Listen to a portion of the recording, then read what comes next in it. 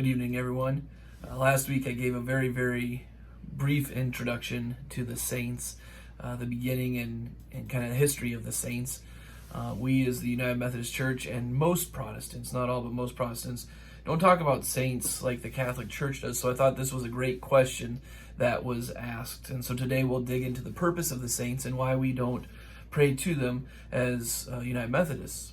Last week I mentioned that I learned that some of what I thought about the Catholics' relationship with the saints just wasn't true, and so I'll share some of this newfound information shortly.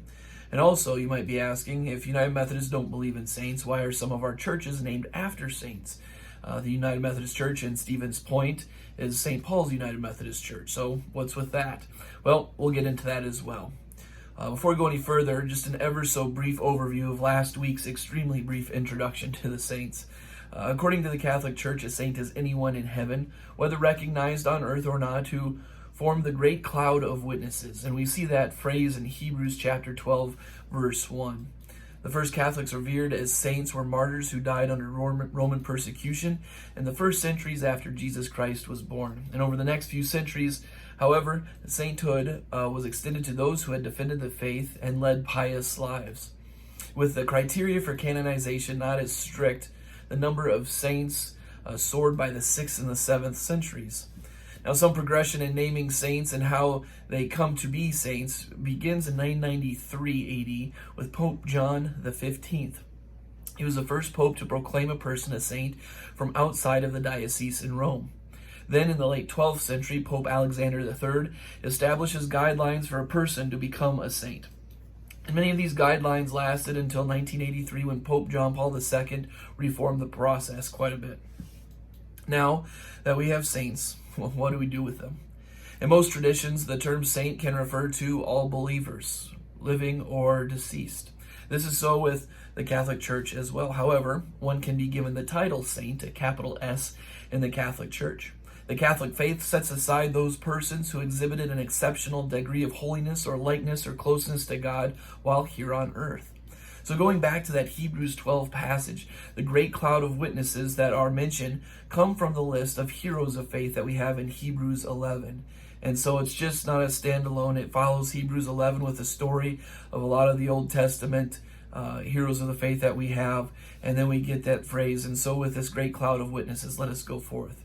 So as saints with the capital S have been added throughout the centuries, they're considered to have joined this great cloud of witnesses. These saints are in heaven to intercede on behalf of the living. Now, a common misconception, and the one that I held, is that Catholics worship the saints or pray to the saints, and this isn't so. They believe the object of worship is God, plain and simple. As for prayer, they pray with the saints. They believe that the saints can intercede for us through prayer in a way that you and I can do for one another here on earth. Have you ever asked somebody to pray for you? Why did you ask that person to pray for you? Maybe this person knows you, can empathize with you, maybe even challenge you. This is a good choice for someone to be in prayer with. Maybe you've seen this person as a living saint of sorts. I know that I've gone to those who are sometimes called prayer warriors, knowing their level of faith, their disciplined prayer life, and compassion for humanity. In the Catholic faith, they looked at praying with the saints in the same regard. You go to somebody who knows your experiences. And so the saints are seen as beings that can pray with us and go directly to God on our behalf. The Catholic faith doesn't pray to them or worship them, but they are set aside for powerful ministry in support of those who hold the Catholic faith. Now, when it comes to the United Methodist Church, and as I said, most Protestant denominations, saints are rarely talked about. From the United Methodist Church website, we read this, and I quote, "United Methodists believe in saints, but not in the same manner as the Catholic Church. We recognize Matthew, Paul, John, Luke, and other early followers of Jesus as saints, and countless numbers of United Methodist churches are named after these saints. However, our denomination does not have any system whereby people are elected to sainthood. We do not pray to saints, nor do we believe they serve as mediators to God.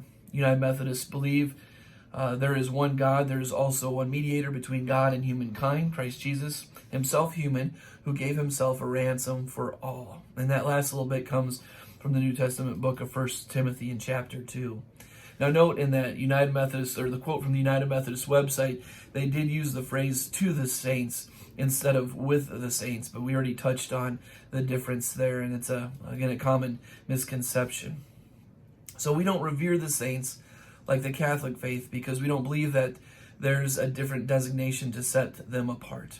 Yes, these folks exhibited extraordinary godlike qualities while alive and should be celebrated and remembered. We just don't believe that anything extra is done if you pray with them. Praying to the saints is certainly a different belief, or praying with the saints, I should say, is certainly a different belief to what we as United Methodists hold.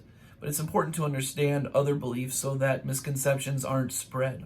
It also helps us have productive conversations with those who might believe something different than us. I hope this very, very brief introduction has helped with the question, why do we not revere the saints like those in the Catholic Church?